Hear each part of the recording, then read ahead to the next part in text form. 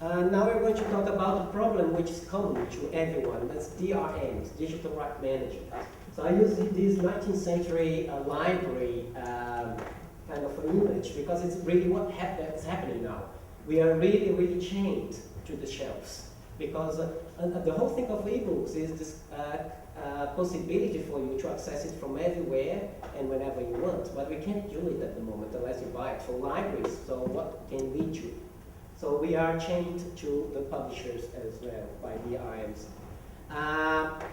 We have, I don't know if you heard last year that HarperCollins through the aggregators, and HarperCollins is part of News International, News of the World, I don't know what the name of the big, but yeah, it's Robert Murdoch publisher. So they decided that licensing for ebooks would be valid only for 26 loans. After that, the library had to buy another license. So libraries in the US especially, they become really, really upset with that. And the reason that HarperCollins used for this kind of a measure is that they said that a real book, paper book,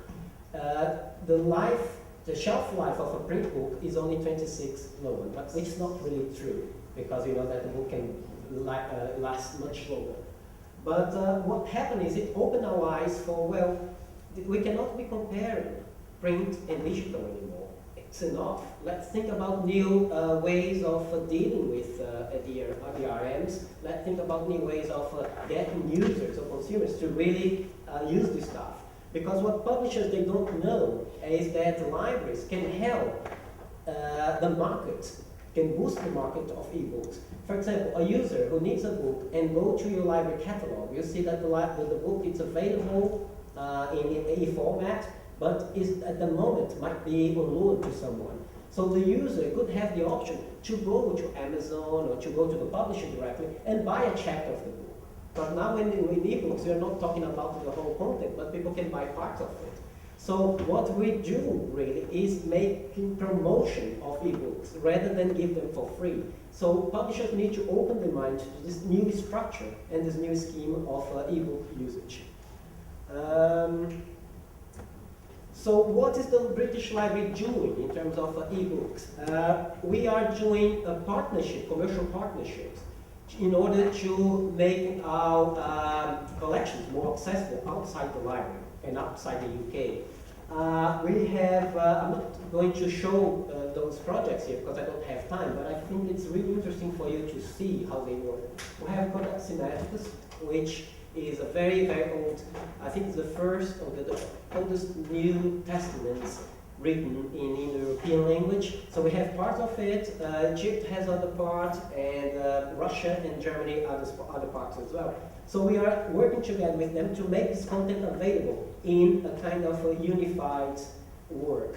So what happened is we are not bringing the content together, but we are giving scholars the chance to make annotations. We want to promote through a single platform discussions about the codex. So people can compare translations, they can make their own debates around the content of the codex. So that is the spirit of electronic publication. You are not working alone anymore. Electronic publication is there for us to work together, and that's more democratic than ever. We have the Very Word Scholar, which is another kind of, we have different regions and we decide on kind of what kind of collections would be interesting to put together with other archives and libraries in order to help users to see content together in a context that they belong, not really showing things, bits of information, but information in a contextual framework. And we have Turn the Page, which is also, it's only in objects from our own collections, but it's a very, very interesting platform where you can have a high quality image from our treasures. What is the library looking for? There is some kind of speculation about the death of the web, the World Wide Web. People are saying that the future will be applications. The web as a web is going to die. So we are thinking ahead, and we started really to work on applications. We started this year, really, but we have already lots of projects going on in this realm. We have one of them that I'm going to talk today, is the 19th century books, which was a very interesting project. We started the digitization with Microsoft. Microsoft wanted to launch a kind of product that could, you know, like go against, so to speak, Google Books. So they got the library. They went to the library. They invested in the digitization of 45,000 titles, and at some point they decided they didn't want to go ahead with that project. So what happened is we stayed with the copies in TIFF format. Very, very expensive work, all paid by Microsoft. They decided not to go ahead. We stayed with the copies. And we had the rights, of course, of reproduction and dissemination. What happened was we had an idea of what can we do with these copies. Of course, we can make them available to our readers in our reading rooms. But we thought, well, let's think about an application. Let's make it more kind of dynamic. So we decided to do an application with Bibliolabs. And then we decided that, well, let's think for a moment. Let's not only put the content there, but let's make a curatorial decision. Let's see what we can do, what kind of extra information we can add to this platform. That's what we call content with curation. So that's very important in the electronic world. It's not only there's a lot of information around, but we don't know how to use it anymore, because everything's about hyperlinks. Think about Windows, open Windows and Windows and Windows. At the 10th window, we don't know where you are anymore. So what we try to do is trying to make that behavior much more in a workflow that you can understand how things are going. So you can click on a word, you can see a map if you're reading a novel, you can see where Bloomsbury is. So this kind of thing, you give extra information to the reader, not only dictionary, but different applications as well. So we try to mix kind of knowledge and the technology, so that the reader has a whole framework of what he or she is accessing. This is free access. We give 1,000 titles, very important titles, for the reader to use. It's always stored in the cloud. If the user thinks this is an interesting application, he or she can make a subscription. A subscription is, I think, £3 or £4 per month.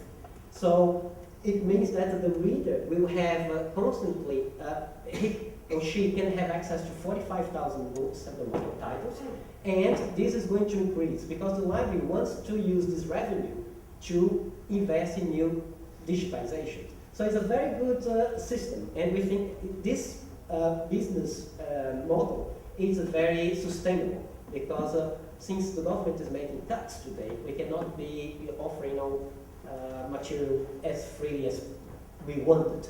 So we are trying to find a middle way between commercial partnership and public service. So what we want, our aim is to get up to 60,000 titles by the end of this year, and offer the readers who subscribe to the service to have access to the 60,000 titles. Of course, we want to know what readers want as well, but the curators, they also have an idea of important objects. Sometimes the reader doesn't really know what to expect. But we're trying to work on this kind of a middle term between user needs and curatorial expertise. We are now making a partnership with Google, and everyone is a bit like, not scared, but a bit reluctant to understand. Well, Google had some problems with other national libraries. There was a California Digital Library project. They just pulled off from the contract. But the library is quite keen to work with Google now. We have very, very clear business models, and then we have a very clear contract with Google. Google is going to digitize 250,000 titles. It's quite a lot for us. We wouldn't have money or resources to invest in this digitization ourselves. Images will be a very high quality. I'm not really sure about the format. TIFF or JPEG 2000, I don't really know, because I don't think that has been agreed. But what we think is that this material has to be made free, has to be free for access. So it's going to be, when the books are digitized and uploaded in the system, users are going to have access to them for no charge. And they can have access through Google itself and through the library. Of course, the rights belong to the library, so the library can use that material the way we want, and we want, of course, to make free access. We are not digitizing things out of our, like collections, like crazy. No, we have a kind of structure. We know what we want to, together with Google, we decided already on themes. And that's, again, very important, our philosophy. Content with curation. We don't want to just offer things to the reader. We want the reader to know why that object is there for him or her. We want the reader really to use that object, but to have also a big understanding of the context in which the object was created, the information about authors, characters, so we can give more and more information as much as we can in terms of the platform. We are waiting for the illegal deposit law to be implemented by next year. This is a bit late. The illegal deposit is not only related to text, but it goes to all digital files, including web archive, which is a very, very important aspect of the British Library. We are doing web archive now, but we're doing by asking web owners or page owners to give them their permission for us to archive it. So in the future, if the illegal deposit legislation, we are going to be much more broad in scope. At the moment, we have 6,000 pages archived. After the illegal deposit, in a year time, we think that we're going to raise this amount to 100,000 pages. So it will be very difficult to manage this amount of information pages, but at least we need to start from some point. And that's our philosophy. We have to start now. We don't not need to wait for a good occasion, because the occasion is here now. Thank you very much.